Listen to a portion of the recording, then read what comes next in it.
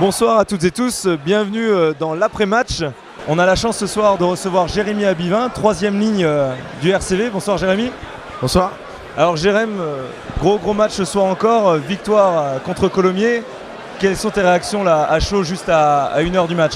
Une victoire comme ça, la deuxième d'affilée, très gros match qu'on fait. C'est réjouissant quoi, c'est génial. Moi c'est pour ça que je fais du rugby, des émotions comme ça.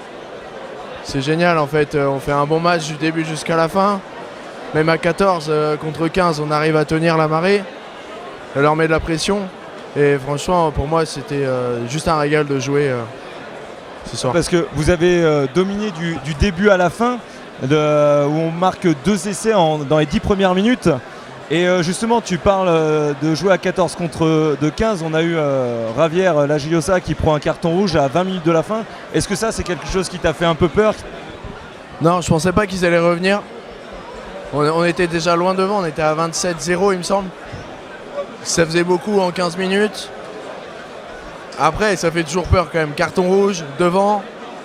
Et face à une équipe comme Colomiers qui a du vécu, c'est compliqué. Mais après, je pense que ça nous a galvanisé encore plus. Et on a fait 2 fois plus en défense. En attaque, on a eu moins de ballons. Mais quand on l'a eu, on a marqué. Donc c'était, je pense, ça nous a galvanisé pour essayer de ne pas prendre de points. Et quand même essayer d'aller chercher un bonus et le garder, ce bonus offensif. Ça intéresse les gens sur TV Ruse et sur les réseaux. Comment on prépare un match mentalement au haut niveau? Ouais, haut niveau ou pas haut niveau, moi j'ai toujours fait comme ça, même en jeune. J'aime bien être dans ma bulle. Après chacun fait comme il veut, certains écoutent de la musique. Moi j'aime bien être dans ma bulle, je parle pas trop, je déconne pas trop. Voilà, et 2 heures avant le match, bon voilà, je rigole plus trop. J'ai cru comprendre qu'en fait vous aviez un préparateur mental là, qui a commencé à intervenir auprès du groupe pro. Quels sont ses cours? Qu'est-ce qui vous apporte? Est-ce que vous faites des séances plutôt collectives, plutôt individuelles? Et est-ce que surtout tu penses que ça a un vrai apport, un vrai impact sur l'équipe? Collectivement, j'ai trouvé ça vachement enrichissant. On a travaillé sur la motivation, sur la cohésion d'équipe, la confiance. Donc j'ai trouvé ça déjà hyper enrichissant. Justement, pour cette saison, tu vas être sûrement nominé dans les meilleures troisième lignes de Pro D2, du point de vue des stats, en tout cas individuelles.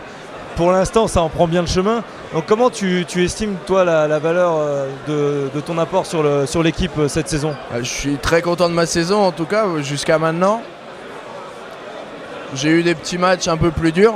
Comme tout le monde, évidemment, on ne peut pas être à 100% toute la saison. Des matchs beaucoup mieux. Mais c'est ma première saison pleine en Pro D2. L'an dernier, j'ai commencé à jouer vraiment en janvier, février. Et non, je suis très content de ma saison. Puis après, au niveau des stats, voilà, moi, mon but quand je rentre sur le terrain, c'est de faire le plus de plaquages possible et de rater aucun ballon en touche. Voilà.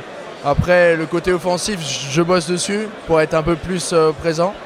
On est très heureux aussi parce qu'on a appris une bonne nouvelle. Tu as dit que tu es arrivé depuis pas longtemps à Vannes et du Stade Rochelet, hein, si je me trompe pas. Oui, c'est ça, ouais. Et on a appris que tu avais signé 3 ans. Donc déjà félicitations, et c'est une très bonne chose pour toi mais aussi pour le club. Merci. Et du coup, quels ont été les facteurs déterminants pour toi pour prolonger l'aventure en terre bretonne? Les facteurs, c'est l'ambition du club premièrement et un socle solide. Et puis le troisième truc, c'est que je m'y sens bien. Ma copine est arrivée aussi l'an dernier, elle s'y sent très bien aussi. On est très bien à Vannes. Le club a un très beau projet. Et c'est pas comme n'importe quelle équipe de Pro D2 qui est là en Pro D2 depuis longtemps. Là, c'est un club très, très nouveau, qui veut monter, qui veut aller de l'avant. Pourquoi pas aller voir plus loin?